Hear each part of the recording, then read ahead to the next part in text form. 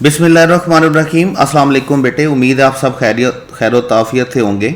और हमारे पास है हमारे क्रैश टेस्ट सीरीज़ का टेस्ट नंबर 1 और उसकी इंग्लिश की डिस्कशन क्वेश्चन नंबर 127 से। लेकिन डिस्कशन स्टार्ट करने से पहले मैं आपको एक बात बताऊं, आपने टेस्ट अटैम्प्ट किया और आपने देखा कि हमारे जो इंग्लिश पोर्शन के जो क्वेश्चन हैं उसमें जो फर्स्ट सिक्स क्वेश्चन हैं वो आपके पास हैं वोकैब के। अब वोकैब के इन क्वेश्चन की डिवीजन मैंने कुछ यूं किया है कि इनमें 2 क्वेश्चंस आपके पास सेंटेंस कंप्लीशन के हैं, 2 क्वेश्चंस आपके पास सिनोनिम्स के हैं और 2 एमसीक्यूज इसमें आपके पास एंटोनिम्स के हैं। ये जो 6 क्वेश्चंस आपके टेस्ट में पहले 6 एमसीक्यूज हैं, ये आपके टेस्ट 1 से लेके आपके एफएलपीज तक हमारे क्रैश में, हमारे क्यूमुलेटिव्स में, हमारे क्वार्टर्स में, हमारे हाफ बुक्स में और हमारे जो एफएलपीज होंगे, इन सारे टेस्ट में ये जो आपके 6 क्वेश्चन हैं ये लाजमी शामिल होंगे वोकैब के पोर्शन में से।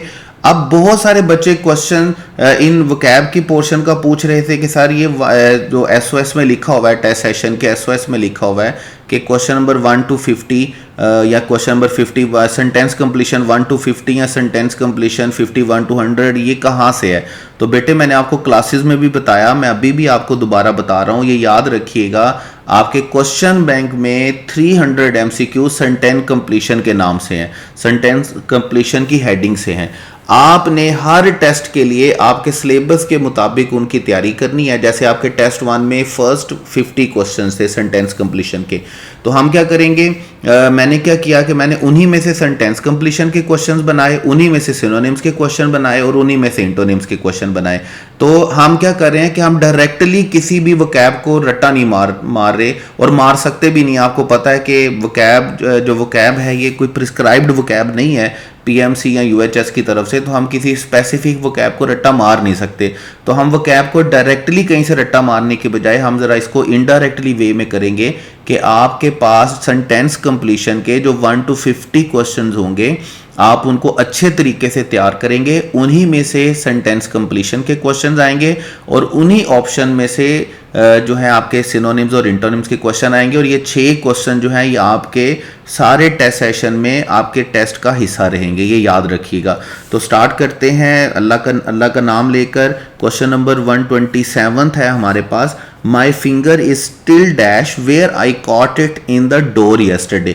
जब आपने सेंटेंस पढ़ा होगा ना तो इसके चारों ऑप्शन आपको ऐसा लग रहा होगा कि ये चारों ऑप्शन तो बिल्कुल सेम है और खास तौर पर 2 ऑप्शन तो इसमें बिल्कुल एग्जैक्टली सेम है, इंजर्ड और वुंडेड।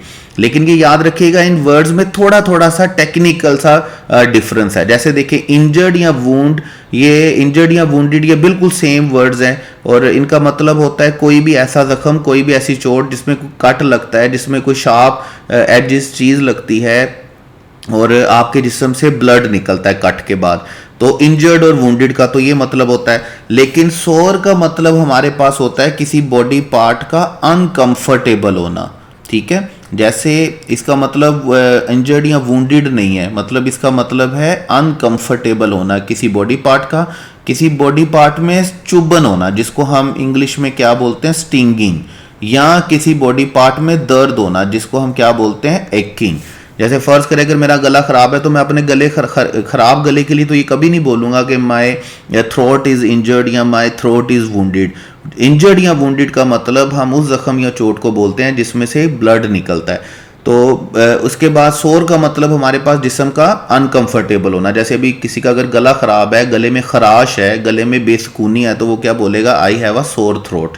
अब वो कभी नहीं बोलेगा I have a injured throat या I have a wounded throat. इसी तरह ब्रूज्ड का जो मतलब होता है, ब्रूज्ड होता है किसी बॉडी पार्ट का डैमेज होना। डैमेज होना मतलब बगैर खून निकले डैमेज होना, या एक और वर्ड भी हम बोलते हैं जिसका मतलब होता है डिसकलर्ड होना। जैसे अगर मैं बोलूं पंजाबी में या उर्दू में हमारे पास क्या होता है कि हम बोलते हैं यार मेरा जो हाथ है ना, मेरी जो उंगली है वो दरवाजे में आ गई है और मेरा खून जम गया, मेरे नाखून में खून जम गया। अब नाखून में खून जमना या स्किन में खून जमना मतलब डिस्कलरेशन है, स्किन का कलर चेंज होना, डैमेज होना। तो अभी जैसे यहाँ पर सेंटेंस में है ना, my finger is still dash where I caught it in the door yesterday. Caught it in the door yesterday का मतलब है कि वो इंजर्ड वुंडेड या सोर नहीं है, बल्कि वो क्या है, ब्रूज्ड है। कोई भी ऐसी चोट जिसमें डिस्कलरेशन होती है, डैमेज होता है बगैर खून बहाए, उसको हम क्या बोलते हैं? ब्रूज। और दरवाजे में डेफिनेटली जब कोई भी बॉडी पार्ट दरवाजे में आएगा तो इंजर्ड या वूंड नहीं होगा। इस सिचुएशन के लिए जो हम मोस्ट अप्रोप्रिएट वर्ड चूज करेंगे वो हमारे पास कौन सा होगा? ब्रूज्ड। इसका मतलब हमारे पास करेक्ट ऑप्शन कौन सा है? हमारे पास करेक्ट ऑप्शन है ब्रूज्ड, चार्ली। इसके बाद है हमारे पास क्वेश्चन नंबर 128, और 128 में हमारे पास स्टेटमेंट कुछ यूं चलती है, beauty is to ugliness as adversity is to dash. अब ब्यूटी इज टू अगलीनेस का मतलब हमें सेंटेंस कुछ इस तरह का दिया गया है कि हमें दो पेयर बना के दे दिए गए हैं। हमें कहा गया है कि ब्यूटी इज टू अगलीनेस, जिस तरह ब्यूटी और अगलीनेस है इसी तरह एडवर्सिटी का रिलेशन किसके साथ होगा। तो टेक्निकली जब हम इन दो वर्ड्स को आपस में देखते हैं तो इन दो वर्ड्स का आपस में जो रिलेशन है वो है इंटोनिम्स का रिलेशन। इंटोनिम्स का रिलेशन मतलब क्या कि ब्यूटी और अगलीनेस एक दूसरे का क्या है? इंटोनिम है। इसी तरह हमें यहाँ पर एडवर्सिटी के साथ भी कोई ऐसा वर्ड चाहिए जो एडवर्सिटी का ऑपोजिट हो, लेकिन इसके लिए पहले हमें एडवर्सिटी के वर्ड को समझना। और एडवर्सिटी के वर्ड को का मतलब हमारे पास क्या होता है? एडवर्सिटी का मतलब होता है हमारे पास हार्डशिप। मतलब जब आपके हालात अच्छे ना चल रहे हो, जब आपका हार्ड टाइम चल रहा हो, मुश्किल वक्त चल रहे हो आपके, या आपका कोई डिफ़िकल्ट टाइम चल रहा हो, डिफ़िकल्टी चल रही हो आपके साथ, तो उसको हम क्या बोलते हैं? इसे हम बोलते हैं एडवर्सिटी। अब एडवर्सिटी का ऑपोजिट वर्ड हमने अपने ऑप्शन में से ढूंढना है। अभी जैसे हमारे पास अल्फा ऑप्शन है, अल्फा ऑप्शन में कवर्ड आइज है। कवर्ड आइज का मतलब आप जानते हैं बुजदली को बोलते हैं, और इंग्लिश में अगर हम इसको सिनोनिम लिखेंगे तो इसे क्या बोलेंगे? फियरफुलनेस बोला जाता है। मिजरी आपको पता है इटसेल्फ एक सिनोनिम टाइप है एडवर्सिटी का। और उसके बाद डेल्टा ऑप्शन में अगर आप हैप्पीनेस देखेंगे तो हैप्पीनेस के इंटोनिम के बारे में आप जानते हैं कि हैप्पीनेस का इंटोनिम हमारे पास क्या होता है? सॉरो होता है। एडवर्सिटी का जो सिनोनिम एंटोनिम हमें यहाँ पे ढूंढना है वो हमारे पास क्या रहेगा? प्रोस्पेरिटी। सिनोनिम नहीं ढूंढना, हमने यहाँ पर इंटोनिम ढूंढना है। हमें वो रिलेशन चाहिए जो ब्यूटी और अगलीनेस का है, और ब्यूटी और अगलीनेस का जो रिलेशन है वही एडवर्सिटी और प्रोस्पेरिटी का है। प्रोस्पेरिटी का मतलब हमारे पास क्या होता है? प्रोस्पेरिटी का मतलब हमारे पास होता है लग्जरी। प्रोस्पेरिटी का मतलब हमारे पास होता है अपलेंस। जब किसी चीज़ की बहुत ज़्यादा बहुतात होती है, जब हर चीज़ की बहुत ज़्यादा बहुतात होती है, सुकून होता है, आराम टाइम होता है, तो इसको हम क्या बोलते हैं? प्रोस्पेरिटी। तो beauty is to ugliness as adversity is to prosperity. तो करेक्ट ऑप्शन हमारे पास अगेन कौन सा चलेगा? करेक्ट ऑप्शन इज हमारे पास चार्ली। अब इसके बाद क्वेश्चन नंबर 129 और 130। 129 और 130 दोनों क्वेश्चन आपके पास सिनोनिम्स के हैं, और सिनोनिम्स में 129 में हमारे पास है अनसर्टन। बेसिकली ये जो वर्ड है ये सर्टन है, जिसको यू एंड अन का प्रीफिक्स लगाकर क्या बना दिया गया? नेगेटिव वर्ड बना दिया गया। जैसे सर्टन का वर्ड है, सर्टन का मतलब तो हमारे पास होता है श्योर। कोई भी ऐसी चीज जो श्योर होती है, फिक्स्ड होती है, जिसमें कोई भी किसी किस्म का डाउट नहीं होता, उसको हम क्या बोलते हैं? सर्टन। लेकिन अनसर्टन का मतलब अनश्योर, उसका नेगेटिव वर्ड बन जाएगा। हमने नेगेटिव प्रीफिक्स लगा दिया, तो हमें अब सर्टन का सिनोनिम नहीं चाहिए, बल्कि हमें अनसर्टन का सिनोनिम चाहिए, which is unsure and definitely doubt होगा। तो करेक्ट ऑप्शन हमारे पास कौन सा रहेगा? Alpha. Revenge, bitterness, Amity. Amity हम बोलते हैं फ्रेंडशिप को। रिवेंज और बिटरनेस का वर्ड तो आप अच्छे तरीके से समझते हैं। ये तीनों वर्ड किसी सूरत भी सिनोनिम नहीं बन सकते किसका? अनसर्टन का। तो अनसर्टन का सिनोनिम हमारे पास क्या होगा? Doubt, unsure. इसी तरह हमारे पास क्वेश्चन नंबर 130 है। 130 में जो हमारे पास वर्ड हमें दिया गया है जिसका हमने सिनोनिम ढूंढना, वो हमारे पास है पीक।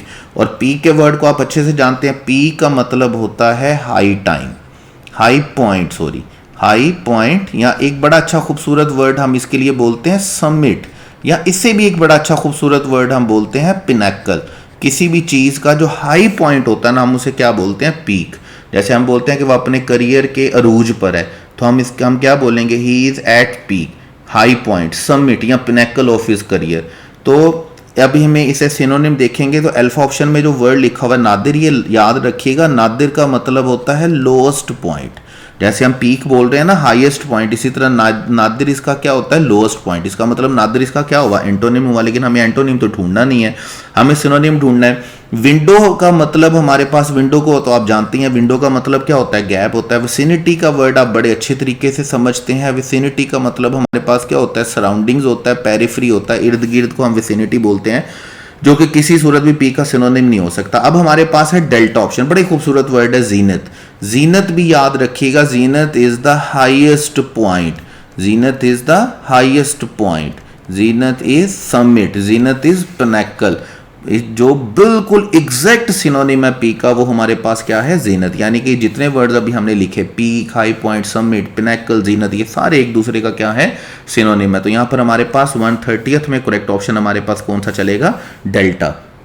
उसके बाद हमारे पास है क्वेश्चन नंबर 131 और क्वेश्चन नंबर 132, और ये दोनों क्वेश्चन हमारे पास हैं इंटोनिम्स के। इंटोनिम्स के हैं तो हमें इनका ऑपोजिट वर्ड ढूंढना है। वेरिएबल में, वेरिएबल दो वर्ड, अगर आप मैथ पढ़ते हैं और फिजिक्स पढ़ते हैं तो दो वर्ड्स को तो आप बड़े ही अच्छे तरीके से जानते हैं। एक वर्ड आपके पास क्या है, वेरिएबल, और एक वर्ड आपके पास क्या है, कांस्टेंट। कांस्टेंट और वेरिएबल एक दूसरे का क्या है, इंटोनिम है। वेरिएबल का मतलब होता है जिसमें चेंज होता है, और कांस्टेंट का मतलब होता है जिसमें कोई चेंज नहीं होता। अब वेरिएबल में चेंज होता है लेकिन उसका ऑपोजिट क्या होगा, फिक्स्ड, जिसमें कोई चेंज नहीं होता, जिसको हम क्या बोलेंगे, कांस्टेंट, जिसमें कोई चेंज नहीं होता। तो करेक्ट ऑप्शन हमारे पास क्या होगा, बीटा। उसके बाद हमारे पास 132 है, और 132 में हमारे पास वर्ड दिया हुआ है हम्बल। हम्बल बड़ा अच्छा वर्ड है, और हम्बल का मतलब हमारे पास क्या होता है, ऐसा बंदा जो डाउन टू अर्थ होता है, ऐसा बंदा जो मॉडेस्ट होता है, जो बड़े नरम धीमे लहजे का बंदा होता है, उसको हम क्या बोलते हैं, हम्बल बोलते हैं।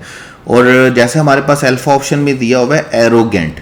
एरोगेंट का मतलब हमारे पास होता है ईगोइस्टिकल, ऐसा बंदा जिसमें बड़ी मैं होती है, ऐसा बंदा जो बड़ा हॉटी होता है, ऐसा बंदा जो बड़ा कंसीटेड होता है, ऐसे बंदे को हम क्या बोलते हैं, ऐसे बंदे को हम बोलते हैं एरोगेंट। और एरोगेंट ऑपोजिट होगा किसका, हम्बल का। अब ये जो आपके पास डेल्टा ऑप्शन लिखा हुआ है, डेल्टा ऑप्शन आप जानते हैं, आप मिस्टर चिप्स में पढ़ के आएंगे, पढ़ के आए हैं। टिमिड का मतलब हमारे पास कौन क्या होता है, शाय, ठीक है। तो हम्बल का जो एंटोनिम हमारे पास होगा वो क्या होगा, एरोगेंट, और करेक्ट ऑप्शन हमारे पास कौन सा चलेगा, अल्फा। उसके बाद है स्पॉट द एरर, और स्पॉट द एरर के दो क्वेश्चन हमारे पास इस टेस्ट का हिस्सा है। इसमें 133 और 134 क्वेश्चन है। जैसे हमारे पास क्वेश्चन नंबर 133 है, ही हेट्स, हमें ही हेट्स में कोई प्रॉब्लम नजर नहीं आती, हेट्स ही के साथ अग्री करता है, हमें कोई इशू नहीं है, तो हम आगे चलेंगे। The job but he is determent, he is determent में हमें कोई प्रॉब्लम नजर नहीं आती, टू स्टिक में कोई प्रॉब्लम नजर नहीं आती, बिकॉज ही नीड मनी। अब ये जो ही नीड मनी वाला मामला है ना, इसमें नीड का वर्ड अग्री नहीं करता किसके साथ, ही के साथ। तो यहां पर जो एक्चुअल वर्ड होना चाहिए वो नीड नहीं होना चाहिए था, वो क्या होना चाहिए था, नीड्स। देखिए हमें प्रेजेंट इंडेफिनिट का सिंपल रूल हमारे पास चलता है कि हमारा जो वर्ब है, हमारा वर्ब अग्री करना चाहिए हमारे सब्जेक्ट के साथ। और प्रेजेंट इंडेफिनिट में हम क्या पढ़ते हैं कि अगर हमारा सब्जेक्ट सिंगुलर है और थर्ड पर्सन सिंगुलर है तो फिर हम क्या करेंगे कि हम फर्स्ट फॉर्म के साथ एस या ईएस का एडिशन करते हैं। तो यहाँ पर ही नीड नहीं आएगा बल्कि क्या आएगा, ही नीड्स आएगा। तो करेक्ट ऑप्शन यहाँ पर जो आपके पास चलेगा वो क्या चलेगा, डेल्टा, क्योंकि स्पॉट द एरर में हमने करेक्ट ऑप्शन नहीं बताना होता, स्पॉट द एरर में हमने एरर ढूंढना होता है कि एक्चुअल में हमारा एरर कहाँ पे है। तो इस सेंटेंस में एरर डेल्टा ऑप्शन में है, नीड्स की जगह, नीड की जगह पर क्या आएगा, नीड, क्योंकि नीड ही के साथ अग्री नहीं करता है। उसके बाद हमारे पास है क्वेश्चन नंबर 134 में देखेंगे, दे कंसल्टेड में कोई प्रॉब्लम नहीं, आगे चलेंगे। अ डॉक्टर हु टोल्ड में कोई प्रॉब्लम नहीं। देर वाज वेरी लिटल, जब वेरी लिटल हुआ है लिखा हुआ है तो वाज में भी कोई प्रॉब्लम नहीं है। कुड डन, देखें मॉडल एक्सिलरी, मैंने आपको मॉडल एक्सिलरी में सिर्फ 4 बातें याद रखने का कहा। मैंने कहा याद रखिएगा कि मॉडल एक्सिलरी में अगर एक्टिव सेंटेंस होगा तो आपने मॉडल एक्सिलरी के साथ वर्ब की फर्स्ट फॉर्म लिखनी है। अगर मॉडल एक्सिलरी में पैसिव सेंटेंस होगा तो आपने मॉडल एक्सिलरी के साथ वर्ब की थर्ड फॉर्म लिखनी है, लेकिन साथ एडिशन करना है किसका, बी का। इसका मतलब यहाँ तो मॉडल एक्सिलरी के साथ फर्स्ट फॉर्म हो सकती है या मॉडल एक्सिलरी के साथ बी और थर्ड फॉर्म हो सकती है। लेकिन कॉन्टिन्यूअस सूरत में हमने कहा था कि मॉडल एक्सिलरी के साथ जब हम कॉन्टिन्यूअस सेक्शन लिखते हैं तो बी के साथ आईएनजी फॉर्म भी हम लिख सकते हैं कॉन्टिन्यूअस की सूरत में। और उसके बाद हमने कहा परफेक्ट की सूरत में भी हमारे 2 स्ट्रक्चर होते हैं। हम मॉडल एक्सिलरी के साथ हैव यूज करते हैं, और रूल यहां पे याद रखना है कि मॉडल एक्सिलरी के साथ हैव के अलावा कभी भी हैड या हैज यूज नहीं करना। और इसके साथ अगर एक्टिव है तो आपने वर्ब की थर्ड फॉर्म लिखनी है, अगर पैसिव है तो आपने बीन लिखना है और वर्ब की थर्ड फॉर्म लिखनी है। इसी तरह हमने कहा था कि फोर्थ बात आपको ये याद रखनी है कि कैन प्रेजेंट होता है और कैन का पास्ट क्या होता है, कुड। मे प्रेजेंट होता है और मे का पास्ट क्या होता है, माइट। इसके अलावा आपने ये 4 बातें आपने याद रखनी है किसके लिए, मॉडल एक्सिलरी के लिए, पेपर पॉइंट ऑफ व्यू से। और ये हमने बड़ी डिटेल से पढ़ा था जब हमने मॉडल एक्सिलरी पढ़ा था विद एग्जांपल। तो यहां पर जो एक्सप्रेशन लिखा हुआ है डेल्टा ऑप्शन में आप देखेंगे कुड डन, कुड के साथ डायरेक्टली थर्ड फॉर्म, ये कोई स्ट्रक्चर ही नहीं बनता है। यहां तो मॉडल एक्सिलरी के साथ फर्स्ट फॉर्म आएगी, या बी के साथ थर्ड फॉर्म आएगी, या बी के साथ आईएनजी फॉर्म आएगी, या हैव के साथ थर्ड फॉर्म आएगी, या हैव बीन के साथ थर्ड फॉर्म आएगी। ये स्ट्रक्चर तो एक्सेप्टेबल है, अदरवाइज कुड डन इंग्लिश का कोई स्ट्रक्चर नहीं है। इसका मतलब हमारा करेक्ट ऑप्शन कौन सा होगा, डेल्टा, क्योंकि हमें सेंटेंस में से निकालना है एरर। तो एरर किस ऑप्शन में है, डेल्टा ऑप्शन में। तो करेक्ट ऑप्शन हमारे पास 134 में कौन सा बनेगा, डेल्टा। उसके बाद हमें क्वेश्चन कंप्लीट करने हैं ग्रामेटिकली। तो हमारे पास क्वेश्चन नंबर 135 है, were he dash the test he would do it. देखिए हमने जब कंडीशनल सेंटेंसेस पढ़े तो कंडीशनल सेंटेंसेस का हमने एक टॉपिक पढ़ा था इन्वर्जन, इन्वर्जन इन कंडीशनल सेंटेंसेस। और जिस तरह हमारे पास कंडीशनल सेंटेंसेस के स्ट्रक्चर होते हैं, इसी तरह हमारे पास इन्वर्जन इन कंडीशनल के भी वैसे ही स्ट्रक्चर होते हैं। अब वहां पर जीरो कंडीशन में हमने क्या पढ़ा कि दोनों क्लॉजेस को हमने प्रेजेंट इंडेफिनिट में करना है, और यहां पर हम पहली कंडीशन का जीरो कंडीशन का इन्वर्जन नहीं बनाते। और इन्वर्जन भी मैं थोड़ा सा बता देता हूं, यहां पे एक्सप्लेन कर देता हूं कि इन्वर्जन का वर्ड जहां पर भी आएगा ना, इसका मतलब है हेल्पिंग वर्ब को सब्जेक्ट से पहले लिखना। जब भी हम बोलेंगे कि इन्वर्जन क्या है, तो इन्वर्जन का मतलब है जब भी हम हेल्पिंग वर्ब को सब्जेक्ट से पहले लिखेंगे तो हम उसे क्या बोलेंगे, इन्वर्जन। अब इन्वर्जन जो पहली कंडीशन होती है उसमें जीरो कंडीशन है, जिसमें दोनों क्लॉजेज है, यूनिवर्सल ट्रूथ की सूरत में हम दोनों क्लॉजेज प्रेजेंट इंडेफिनिट में लिखते हैं, उसको हम इन्वर्जन में नहीं लिखते हैं। फिर हमने कहा था जो हमारे पास सेकंड कंडीशन होती है, जिसमें हम फ्यूचर इंडेफिनिट के बाद जिसमें हम प्रेजेंट इंडेफिनिट के बाद फ्यूचर इंडेफिनिट लिखते हैं, तो ऐसी सूरत में हम शुड लिखेंगे इन्वर्जन के लिए, शुड के साथ सब्जेक्ट लिखेंगे और सब्जेक्ट के साथ वर्ब की फर्स्ट फॉर्म आएगी। लेकिन सेकंड क्लॉज डेफिनेटली हमें किसके साथ ट्रांसलेट करनी होगी, सेकंड क्लॉज फ्यूचर इंडेफिनिट के साथ।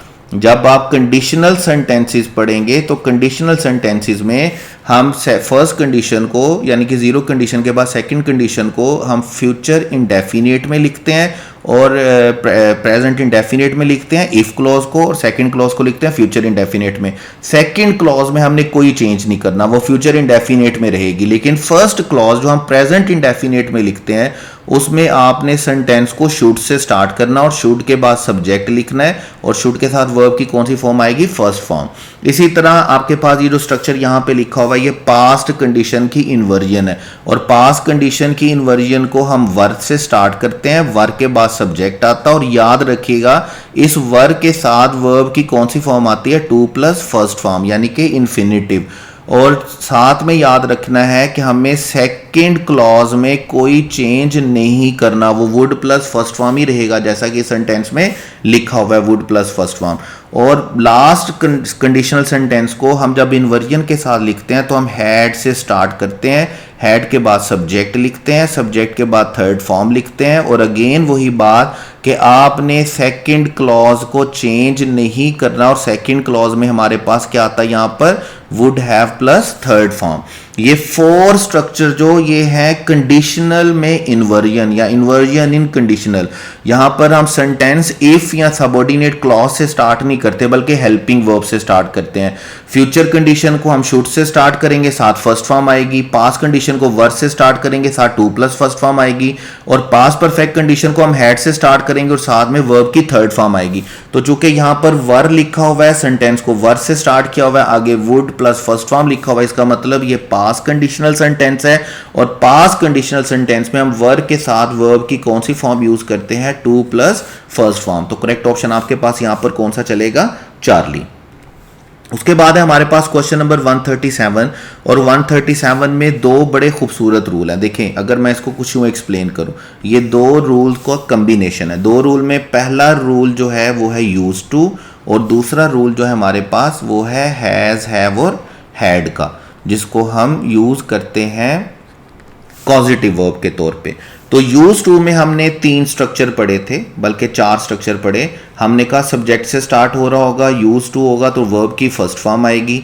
साथ ही हमने कहा कि अगर सब्जेक्ट से स्टार्ट हो रहा होगा बी फॉर्म होगी, और बी फॉर्म का मतलब है is, am, are, was, were, use to से पहले, तो वहां पर फर्स्ट फॉर्म नहीं लिखनी है, बल्कि वहां पर क्या लिखनी है, आईएनजी फॉर्म लिखनी है। और अगर सेंटेंस सब्जेक्ट से स्टार्ट हो रहा होगा यूज टू से पहले गेट और गोट आएगा, तो अगेन हमने फर्स्ट फॉर्म नहीं लिखनी, बल्कि हमने कौन सी फॉर्म लिखनी है, आईएनजी फॉर्म लिखनी है। और फिर हमने कहा कि अगर सेंटेंस ऑब्जेक्ट से स्टार्ट हो रहा होगा तो बी फॉर्म लाजमी आनी ही आनी है, क्योंकि ये पैसिव सेंटेंस होता है और ऑब्जेक्ट में यूज्ड टू के साथ आपको फर्स्ट फॉर्म नहीं लिखनी, आईएनजी फॉर्म नहीं लिखनी होती, बल्कि फर्स्ट फॉर्म लिखनी होती है। जैसे हम बोलते हैं iodine was used to killing, नहीं होगा, बल्कि क्या होगा, iodine was used to kill. अब सब्जेक्ट की सूरत में अगर यूज टू से पहले बी फॉर्म होगी तो आईएनजी फॉर्म आएगा। अब सब्जेक्ट है, सेंटेंस शी से स्टार्ट हो रहा है, यूज टू से पहले बी फॉर्म वाज लिखी हुई है, इसका मतलब यहां पर हमें आईएनजी फॉर्म चाहिए। और आईएनजी फॉर्म में कौन कौन सी ऑप्शन लिखी हुई है, आईएनजी में बीटा ऑप्शन लिखी हुई है और डेल्टा ऑप्शन लिखी हुई है। इसका मतलब हमारा चार्ली ऑप्शन गलत है और हमारा अल्फा ऑप्शन गलत है। अब हमारे पास 2 ऑप्शन बचती हैं, एक हमारे पास बीटा ऑप्शन है और डेल्टा ऑप्शन है। अब उसके बाद हम देखेंगे टू हैविंग। अब यहां पर जो वर्ड आ गया ना हमारे पास, वो क्या आ गया, टू हैविंग। अब टू हैविंग के बाद जो नेक्स्ट यहां पर फॉर्म आनी है उसका यूज टू से कोई ताल्लुक नहीं, उसका ताल्लुक किसके साथ है, उसका ताल्लुक किसके रूल्स के साथ है, हैविंग के रूल के साथ है। तो हम क्या करेंगे, अब हैविंग को अगर हम देखें पॉजिटिव वर्ब में, तो हम पढ़ते हैं कि अगर आप सेंटेंस में हैज, हैव, हैड लिख रहे हैं तो हैज, हैव, हैड को हम पॉजिटिव में 2 तरह से लिखते हैं। अगर आप हैज, हैव, हैड लिख रहे हैं तो इसका एक्टिव स्ट्रक्चर क्या होता है कि हैज, हैव, हैड के बाद कोई ह्यूमन बीइंग लिखा जाएगा। अगर ह्यूमन बीइंग लिखा जाएगा तो इसके साथ वर्ब की फर्स्ट फॉर्म आएगी। हम इस स्ट्रक्चर को बड़े इंपॉर्टेंटली पढ़कर आए, मैंने आपसे कहा था ये बड़ा ज़रूरी स्ट्रक्चर है हैज, हैव, हैड वाला, इसको याद रखिएगा पॉजिटिव में। और अगर हैज, हैव, हैड के बाद कोई ऑब्जेक्ट आएगा तो फिर हम ऑब्जेक्ट की मुनासिबत से वर्ब की कौन सी फॉर्म लिखेंगे, थर्ड फॉर्म लिखेंगे। जैसे अभी देखें यहाँ पर हैविंग के बाद क्या लिखा हुआ है, हर ऑर्डर्स। हर ऑर्डर्स मतलब हैविंग के साथ ऑब्जेक्ट लिखा हुआ है, तो ऑब्जेक्ट की वजह से यहां पर हमें आने वाली कौन सी फॉर्म लिखनी है, थर्ड फॉर्म लिखनी है। तो थर्ड फॉर्म ओबे तो हो नहीं सकती, तो करेक्ट ऑप्शन हमारे पास कौन सा चलेगा, टू हैविंग ओबेड। यानी कि अगर आप इस सेंटेंस को ठीक करेंगे तो ये सेंटेंस चलेगा she was used to having her orders instantly obeyed. Correct option आपके पास कौन सा बेटे चलेगा, डेल्टा। यहां पर यूज टू के भी रूल का ख्याल रखना है और हैज, हैव और हैड के रूल्स का भी ख्याल रखना है। तो 136 में हमारा करेक्ट ऑप्शन कौन सा है, डेल्टा। उसके बाद है 137 में आप वुड रादर का वर्ड पढ़ेंगे और वुड रादर के बारे में हमने क्या कहा था कि अगर वुड रादर सेंटेंस में जस्ट वुड रादर लिखा हुआ है और वुड रादर के बाद वर्ब आ रहा है तो फिर आपने लिखनी है वर्ब की first form, base form, bare infinitive. लेकिन अगर वुड रादर के बाद डैट आ रहा है और अगर वुड रादर के बाद डैट आ रहा है, या दूसरी ऑप्शन हमने क्या बोली थी कि वुड रादर के बाद डैट की बजाय वुड रादर के साथ नाउन आ रहा है या कोई प्रोनाउन आ रहा है, दोनों सूरतों में, नाउन प्रोनाउन की सूरत में या डैट की सूरत में आपने फर्स्ट फॉर्म नहीं लिखनी, बल्कि कौन सी फॉर्म लिखनी है, सेकंड फॉर्म। अगर जस्ट वुड रादर, जैसे फर्ज करें अगर मैं 1 मिनट के लिए आपसे कहूं कि यहां पर वुड रादर, यहां पर हर सन्स नहीं लिखा हुआ, तो फिर वुड रादर के साथ कौन सी फॉर्म आएगी, फर्स्ट फॉर्म।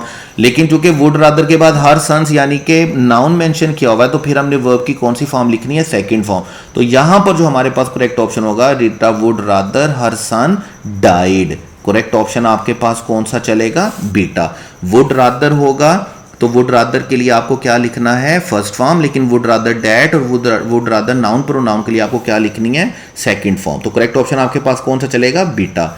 इसके बाद है क्वेश्चन नंबर 138 में है जी, Sushma has a deep dash for drunkards. Drunkard definitely हम बोलते हैं जो लोग किसी तरह का नशा करते हैं, शराब पीते हैं। तो अ डीप डैश फॉर ड्रंकर्ड। अब अ डीप, डेफिनेटली डीप हमारे पास क्या है, एडजेक्टिव, और एडजेक्टिव के बाद आने वाली चीज हमारे पास क्या होनी चाहिए, नाउन। अगर आपको याद हो तो मैं आपको 12 दफा ये बात कहता रहता हूं कि याद रखिएगा 3 चीजें, पोजेसिव एडजेक्टिव, आर्टिकल और क्वांटिफायर। क्वांटिफायर मतलब कोई भी एडजेक्टिव हो सकता है, लाजमी नहीं कि वो कोई क्वांटिफायर हो, क्वांटिफायर और एडजेक्टिव, इन तीनों सूरतों के बाद आने वाला वर्ड हमेशा क्या होना चाहिए, नाउन होना चाहिए। अब बेस वर्ड हमारे पास है हेट, हेट वर्ब होता है, इसको हम यहाँ पे डीप हेट लिख नहीं सकते। हेटेड एडजेक्टिव है, इसको हम लिख नहीं सकते। हेटिंग भी किसी तरह का नाउन नहीं बनता तो हम लिख नहीं सकते। तो करेक्ट ऑप्शन हेट का जो नाउन वर्ड होता है वो हमारे पास क्या होता है, हेटरेट। तो करेक्ट ऑप्शन आपके पास यहाँ पे क्या होगा, अल्फा। उसके बाद हमारे पास है लास्ट ईयर। जैसे ही हम पढ़ते हैं ना लास्ट ईयर, तो लास्ट ईयर का मतलब हम पास्ट की बात कर रहे हैं। पास्ट की बात कर रहे हैं तो स्नोइंग नहीं हो सकता, स्नोज नहीं हो सकता, स्नो भी नहीं हो सकता। तो करेक्ट ऑप्शन आपके पास कौन सा चलेगा, बीटा। बीटा पहले ऑप्शन पढ़ते ही हमारा बीटा ऑप्शन हमें सही पता चल जाता है। हमें पूरा सेंटेंस भी पढ़ने के लिए, सेकंड के गैप को फिल करने के लिए पढ़ने की ज़रूरत नहीं है। अब सेंटेंस चलेगा last year it snowed for 3 months but it dash for 2 weeks। तो डेफिनेटली करेक्ट ऑप्शन हमारे पास कौन सा रहेगा, snowed और rained। करेक्ट ऑप्शन आपके पास यहाँ पर क्या रहेगा, बीटा। उसके बाद है क्वेश्चन नंबर 140th में my brother's dash to America 4 times। अब देखें ये जो ब्रदर्स लिखा हुआ है ना, ब्रदर्स लिखा हुआ है, अगर तो हम इसको देखेंगे दो तरह से। वैसे अपोस्ट्रोफी एस हम किसी नाउन के साथ यूज़ करते हैं क्या बताने के लिए, उसका पोजेसिव केस बताने के लिए। लेकिन यहाँ पे कोई पोजेशन तो बताई नहीं जा रही, इसलिए पोजेसिव केस वाला तो मामला ख़त्म हुआ। इसका मतलब ये अपोस्ट्रोफी एस यहाँ पे पोजेशन के लिए नहीं लिखा हुआ, किसके लिए लिखा हुआ है, कंट्रैक्शन के लिए लिखा हुआ है। अब कंट्रैक्शन में ये brother apostrophe S brother is भी हो सकता है और ब्रदर हैज़ भी हो सकता है। जैसे फर्ज करें हम लिखते हैं ना हीज, अगर मैं अपोस्ट्रोफी एस लिखता हूं तो अपोस्ट्रोफी एस का मतलब क्या है कि ये ही इज भी हो सकता है और ये ही हैज़ भी हो सकता है। तो इसका मतलब ये ही इज भी हो सकता है और ही हैज़ भी हो सकता है। अब अगर मैं सेंटेंस पढ़ता हूं my brother is going to America 4 times। अब अगर मैं फर्ज करें, अगर हम पहले ऑप्शन को देखते हैं तो वेंट तो किसी सूरत नहीं आ सकता, इज बीइंग तो किसी सूरत नहीं आ सकता। बाकी हमारे पास दो ऑप्शन बचती हैं, बीइंग बचता है या गोइंग बचता है। अगर मैं यहां पर गोइंग लिखता हूं और मैं सेंटेंस बनाता हूं my brother is going to America 4 times। अब 4 times अमेरिका, मुझे यहां पर लाजमी तौर पर कोई प्रेपोजिशन चाहिए होगी। जैसे मैं बोलता हूं my brother is going to America 4 times during, मतलब कुछ भी, लेकिन ये सेंटेंस क्लियर नहीं हो सकता गोइंग के साथ। तो मुझे यहां पर जो एक्सप्रेशन लिखना है वो क्या लिखना है, माई ब्रदर, एक्चुअल में ये क्या है, my brother has been to America 4 times। 4 दफा मेरे भाई जो है वो कहां पर रहा है, अमेरिका में रहा या अमेरिका में गया। तो यहां पर हमारे पास 140th में करेक्ट ऑप्शन कौन सा रहेगा, अल्फा। उसके बाद है question number 141, one of my wisdom teeth really hurt so I went to dentist. I went to dentist. अभी हम एक दो तीन क्वेश्चन पहले हैज हैव हैड का रूल पढ़कर आए और हमने कहा कि हम इसे कॉजिटिव वर्ब के लिए यूज करते हैं। मैं दोबारा लिख देता हूं यहाँ पे, हैज हैव हैड के बाद अगर कोई ऑब्जेक्ट आएगा तो ऑब्जेक्ट के लिए आपने वर्ब की कौन सी फॉर्म लिखनी है, थर्ड फॉर्म।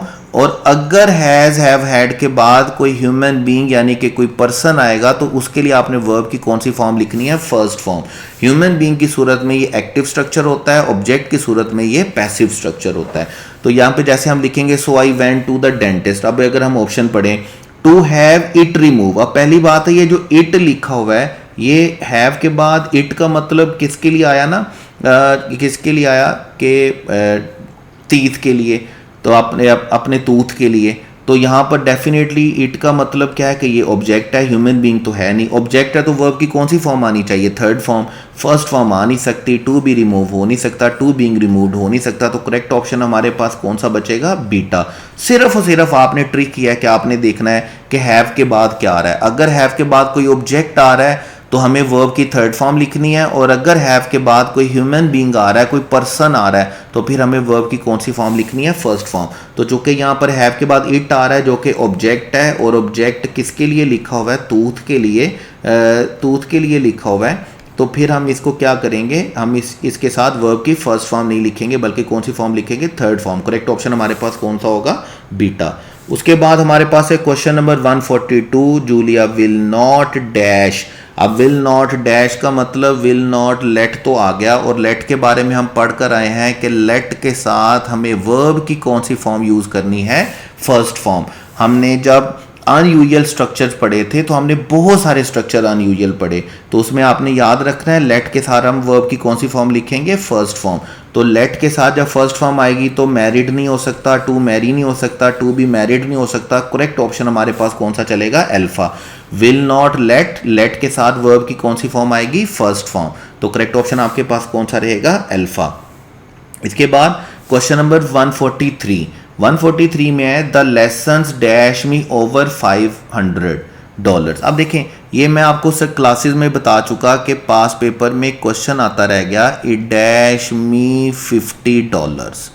कहता है जी ये मुझे चीज़, जो भी चीज़ है ये मुझे कितने में पड़ी है, $50 में पड़ी है। और ऑप्शंस हैं इट कॉस्ट मी और इट कॉस्टेड मी।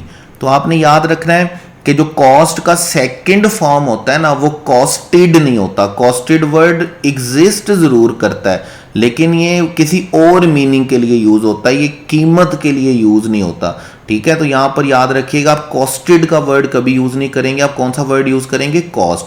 ये वो सेंटेंसेस में से एक है जहां पर हमारे पास सेंटेंस में कोई कीवर्ड नहीं दिया गया होता टेंस का, जिसकी वजह से हमें क्या करना पड़ता है कि हमें सेंटेंस को पास्ट में लिखना पड़ता है। मैं इट कॉस्ट में $50 नहीं लिख सकता अनटिल अनलेस यहां पर मेरे पास कोई कीवर्ड ना दिया हो। जैसे फर्ज करें, अगर मैं ये सेंटेंस कुछ यूं लिखूं, इट डैश में $50 एवरी ईयर। अब जब मैं एवरी ईयर लिखूंगा ना, तो इसका मतलब ये काम प्रेजेंट इंडेफिनिट में ट्रांसलेट होगा, तो फिर मैं इट कॉस्ट नहीं लिखूंगा, बल्कि मैं क्या लिखूंगा, इट कॉस्ट्स। लेकिन ये वो एक्शन है जिसमें अगर कोई कीवर्ड ना दिया गया हो तो हम इसे पास्ट में लिखते हैं। पास्ट में लिखने के लिए आपने याद रखना है कॉस्टेड नहीं लिखना, प्रेजेंट में इसे लिख नहीं सकते, जिसकी वजह से कॉस्ट गलत है, पास्ट कॉस्टेड नहीं होता, कॉस्टिंग टेंस नहीं होता। तो करेक्ट ऑप्शन हमारे पास कौन सा चलेगा, कॉस्ट। पास पेपर में ऑनलाइन वाले सेशन में क्वेश्चन आते रह गए। उसके बाद 144 I wish my mother dash me presents more often. मैं आपको 12 दफा ये बात बता चुका हूं कि अगर आपके सेंटेंस में विश का वर्ड आए तो पहली बात आपने ये याद रखनी है, पहले आपने ये देखना है कि एक्शन कौन सा टेक प्लेस हो रहा है। अगर तो अनरियल एक्शन टेक प्लेस हो रहा है ना, अनरियल, तो अनरियल एक्शन टेक प्लेस होने का मतलब पास्ट सब्जंक्टिव है और हमने इसको लिखना है वर के साथ। किसके साथ लिखना है, वर के साथ। जैसे हम सेंटेंसेस बोलते हैं ना, I wish I were a king, unreal happenings के लिए, इमेजिनरी हैपनिंग के लिए, सपोजिशन के लिए। लेकिन अगर रियल हो तो फिर हम विश के वर्ड में सबसे पहली जो चीज तलाश करते हैं, जो देखते हैं, वो है टाइम। हमें ये देखना होता है कि विश कौन से टाइम के लिए की गई है, और डेफिनेटली टाइम हमारे पास 3 है। पहला टाइम हमारे पास कौन सा है, प्रेजेंट, दूसरा टाइम हमारे पास क्या है, फ्यूचर, और तीसरा क्या है, पास्ट। अब अगर प्रेजेंट टाइम की विश है तो हम प्रेजेंट टाइम की विश को ट्रांसलेट करते हैं हमेशा पास्ट इंडेफिनिट में। अगर फ्यूचर टाइम की विश है तो फ्यूचर टाइम की विश को हम ट्रांसलेट करते हैं वुड प्लस फर्स्ट फॉर्म में। और अगर पास्ट टाइम की विश है तो हम पास्ट टाइम की विश को 2 तरह से ट्रांसलेट करते हैं, या तो हम इसे पास्ट परफेक्ट में ट्रांसलेट करते हैं, या हम इसे ट्रांसलेट करते हैं would have plus third form के साथ। हम इसे 3 स्ट्रक्चर के साथ लिखते हैं। अभी जैसे हमारे पास सेंटेंस है आई विश माई मदर। अब विश का वर्ड देखेंगे तो विश का वर्ड किस में लिखा हुआ है, प्रेजेंट में। अब कोई और कीवर्ड हमें मिलता नहीं है। मोर ऑफन कीवर्ड किसका है, प्रेजेंट टाइम का कीवर्ड है कि अमूमन ऐसा होता रहता है। इसका मतलब हमें प्रेजेंट का स्ट्रक्चर फॉलो करना है। तो विश का वर्ड जब प्रेजेंट टाइम के लिए लिखा गया होता है तो प्रेजेंट टाइम के लिए हम उसे क्या लिखेंगे, पास्ट इंडेफिनिट में। तो यहां पर जब हम इसे पास्ट इंडेफिनिट में लिखेंगे तो करेक्ट ऑप्शन हमारे पास कौन सा चलेगा, चार्ली। लेकिन 1 मिनट के लिए अगर फर्ज करें मैं विश के वर्ड को रिप्लेस कर देता हूं विश्ड के साथ, मैं विश के वर्ड को रिप्लेस कर देता हूं किसके साथ, विश्ड के साथ। तो जैसे ही मैं विश के वर्ड को विश्ड के साथ रिप्लेस करता हूं ना, तो फिर हम इसे 2 तरह से ट्रांसलेट कर पाएंगे। फिर यहां तो मैं इसको लिखूंगा आई wished my mother had given. फिर पास्ट की सूरत में कितनी तरह से ट्रांसलेट होगा, 2 तरह से, या तो पास्ट परफेक्ट के साथ या would have plus third form के साथ। यहां इसको कैसे लिखूंगा मैं, would have plus third form, would have plus third form के साथ, मतलब वुड हैव गिवन। तो आपने याद रखना है, चूंकि सेंटेंस में प्रेजेंट है तो हमने गेव लिखा। अगर पास्ट होता तो पास्ट में दो तरह से ट्रांसलेट हो सकता है, पास्ट परफेक्ट की सूरत में या would have plus third form की सूरत में। और ये भी याद रखना है कि विश का स्ट्रक्चर सबसे पहले आपने ये देखना है कि रियल हैपनिंग है या अनरियल हैपनिंग है। रियल हैपनिंग है तो ये वाले स्ट्रक्चर फॉलो करने हैं, अनरियल है तो आपने इसको किसके साथ लिखना होता है, वर के साथ। जैसे हम स्ट्रक्चर बनाते हैं, हम बोलते हैं I wish I were a king. अब बादशाह होना एक अनरियल चीज़ होती है तो इसलिए हम इसको सपोजिशन है, इमेजिनरी है, तो हम इसको इसलिए किसके साथ लिखेंगे, वर के साथ। तो यहाँ पर हमारे पास जो करेक्ट ऑप्शन आएगा वो क्या आएगा, चार्ली। उसके बाद है हमारे पास अल्टरनेटिव सेंटेंसेस, जहाँ पर हमें 4 सेंटेंसेस में से एक करेक्ट ऑप्शन को चूज करना है। और इन 4 सेंटेंसेस में से एक करेक्ट ऑप्शन को चूज करने के लिए हमें चारों सेंटेंसेस कंपैरेटिवली पढ़ने हैं। कंपैरेटिवली का मतलब ये कभी गलती नहीं करनी है कि एक सेंटेंस को पहले पूरा पढ़ेंगे फिर दूसरे को पढ़ेंगे फिर तीसरे को, नहीं, आपको चारों सेंटेंसेस को इकट्ठा पढ़ना है। जैसे देखें, इफ सब में सेम है, ही सब में सेम है, फेल्स आ गया। अब पहली फर्स्ट फॉर्म तो होती है फॉल और ही की वजह से होना चाहिए था फॉल्स।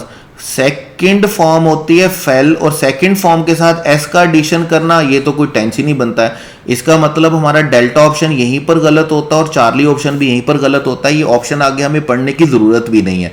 अब हम सिर्फ 2 सेंटेंसेस आगे पढ़ेंगे, इफ ही फॉल्स या इफ ही फेल। यहां तक ये दोनों बातें ठीक हैं। Asleep while driving he will. अब जब फेल लिखा हुआ है ना, पास्ट इंडेफिनिट लिखा हुआ है, तो ये विल हिट नहीं होना चाहिए था, ये क्या होना चाहिए था, वुड हिट।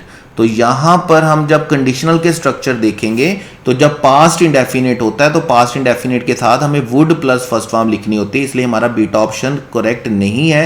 करेक्ट ऑप्शन आपके पास कौन सा चलेगा, अल्फा, जिसमें पास्ट इंडेफिनिट के बाद फ्यूचर इंडेफिनिट लिखा हुआ है और यहां पर हमें कोई भी प्रॉब्लम कंडीशनल सेंटेंस में नहीं मिलती है। तो करेक्ट ऑप्शन हमारे पास कौन सा रहेगा, अल्फा। उसके बाद है question number 146, she has been lived. अच्छा देखिए, एक बात ये याद रखिएगा, ये जैसे आपके पास 146 क्वेश्चन है, अमूमन पेपर में ऐसा नहीं होता जैसा ये क्वेश्चन बना हुआ है। अमूमन पेपर में एक ही सेंटेंस को 4 डिफरेंट तरह से लिखा गया होता है। अच्छा, वैसे क्या होता है, जब आप एक क्वेश्चन को सोल्व कर रहे होते हैं ना, तो आपकी प्रैक्टिस भी एक ही क्वेश्चन की हो रही होती है, एक क्वेश्चन की प्रैक्टिस हो रही होती है। तो यहां पर चूंकि हमें लिमिटेड क्वेश्चन को प्रैक्टिस करना है, इवेल्युएट करना है, तो मैंने क्या किया, मैंने एक नए तरीके का क्वेश्चन इनोवेट किया। मैंने कहा जी कि मैंने सोचा, मैंने कहा यार एक क्वेश्चन में 4 डिफरेंट ऑप्शंस बनाता हूं और 4 डिफरेंट ऑप्शन का मतलब है कि आप 4 क्वेश्चन एक क्वेश्चन में सॉल्व कर रहे होंगे। मतलब टेक्निकली जब आप क्वेश्चन नंबर 146 सॉल्व करेंगे ना, तो आपकी प्रैक्टिस एक सेंटेंस की नहीं होगी, आपकी प्रैक्टिस कितने सेंटेंसेस की होगी, 4 की। और वैसे भी ये क्वेश्चन कंपैरेटिवली डिफिकल्ट है दूसरे क्वेश्चन से सॉल्व करना। तो देखते हैं क्वेश्चन नंबर 146 में अल्फा ऑप्शन है, शी हैज बीन लिव्ड। अब जब हैज बीन लिख दिया तो फिर लिव्ड तो नहीं हो सकता, हैज बीन के साथ लिविंग होना चाहिए, लिव्ड तो कोई स्ट्रक्चर बनता नहीं है। वी हैव टीचिंग, और हैव टीचिंग कोई टेंस नहीं बनता। हैव के साथ या तो थर्ड फॉर्म होगी या टीचिंग के साथ आर या वाज वर या विल बी शैल बी होना चाहिए। इसका मतलब हमारा बीटा ऑप्शन भी गलत है। एलिस हैव, एलिस के साथ हैव नहीं हो सकता, एलिस के साथ क्या होना चाहिए, हैज। तो हमारे पास करेक्ट ऑप्शन क्या चलेगा, delta, they have been at the hotel for a week. Correct option कौन सा चलेगा, अल्फा। जैसे अभी हमने क्वेश्चन किया ना, my brother has been to America 4 times, तो इसी तरह का यहां पर हैव बीन आएगा किसके लिए, पास्ट परफेक्ट के लिए। और फॉर अ वीक का मतलब टाइम आएगा तो पास्ट परफेक्ट आएगा। करेक्ट ऑप्शन आपके पास कौन सा चलेगा, डेल्टा। उसके बाद है 147 में है आई वाज लाइंग, और लेइंग में लाइंग और लेइंग। अब देखिए हमारे पास 3 वर्ड्स होते हैं, 3 वर्ब होते हैं, लाए, लाए और ले। लाई का मतलब होता है झूठ बोलना और इसकी सेकंड फॉर्म होती है लाइड, लाइड और लाइंग, LYING, झूठ बोलना। झूठ बोलने के लिए हम वर्ड यूज करते हैं लाई।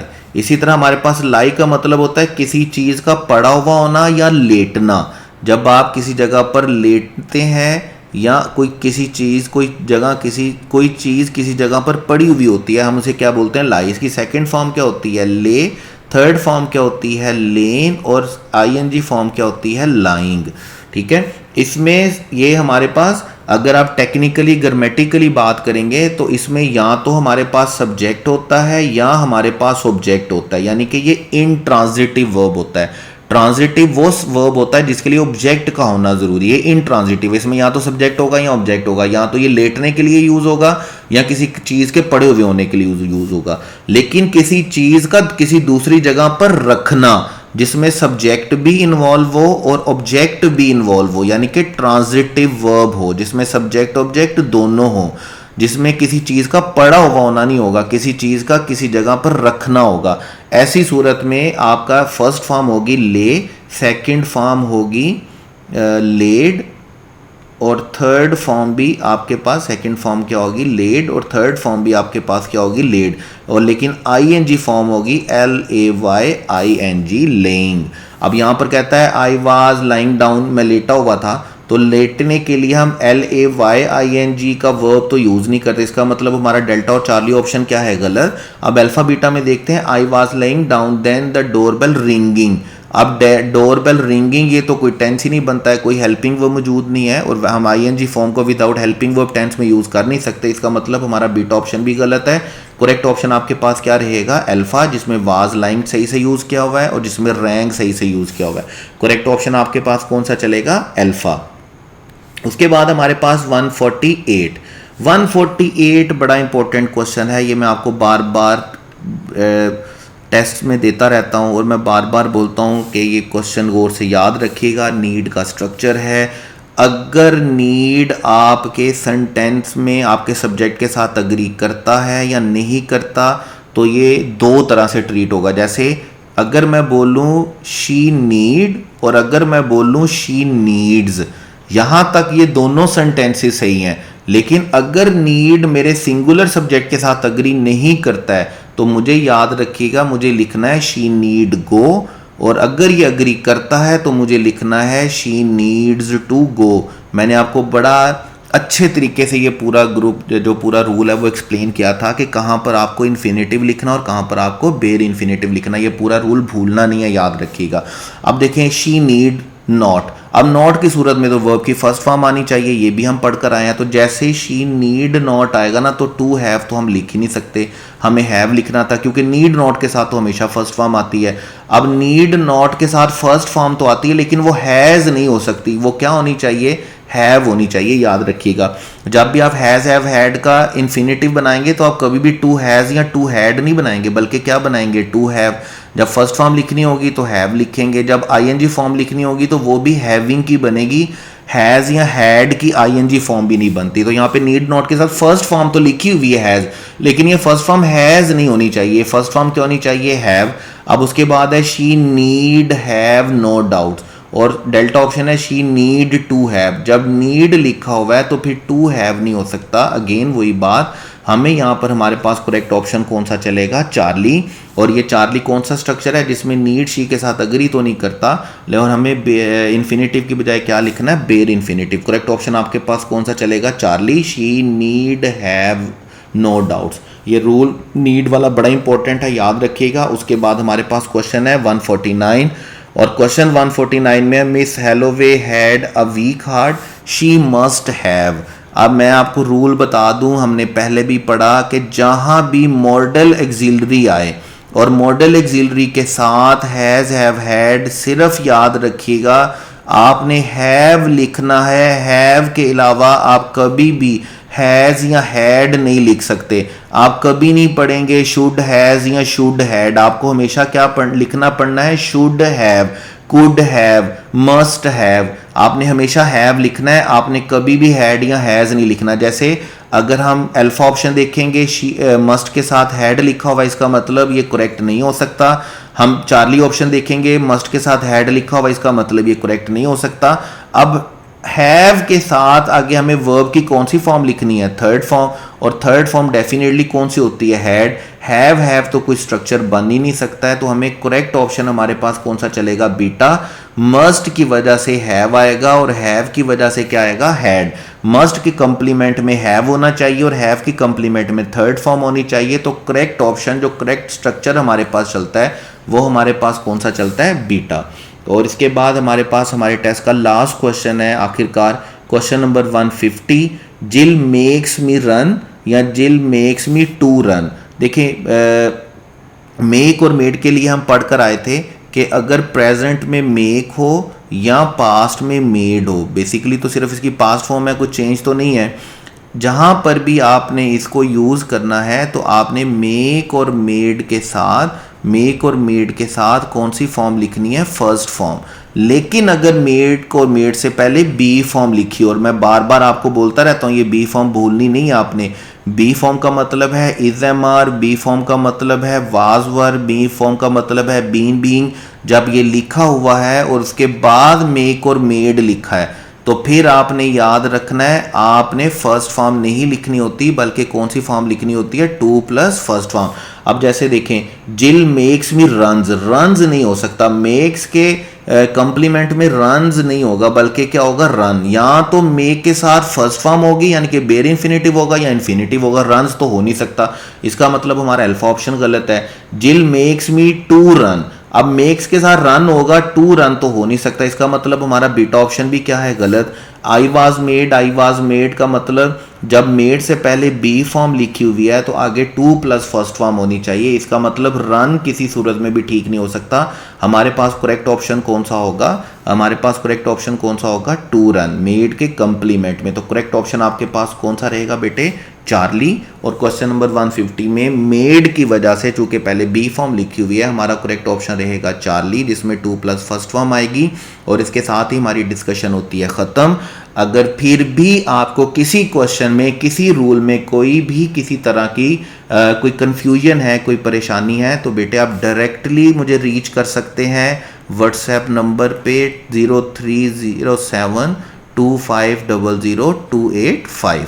ठीक है, आपको कोई प्रॉब्लम हो, कोई कन्फ्यूजन हो, आप मुझे व्हाट्सएप पे रीच करें और अपनी क्वेरी, अपना क्वेश्चन भेजें। इंशाल्लाह ताला आपको अच्छे तरीके से गाइड भी किया जाएगा और आपकी क्वेरी का आंसर भी किया जाएगा। Wish you all the best for next test. अल्लाह ताला आपका हामी नासिर हो और अल्लाह ताला आपको कामयाबी और कामरानी से नवाजे। आमीन बेटे, अल्लाह हाफिज़।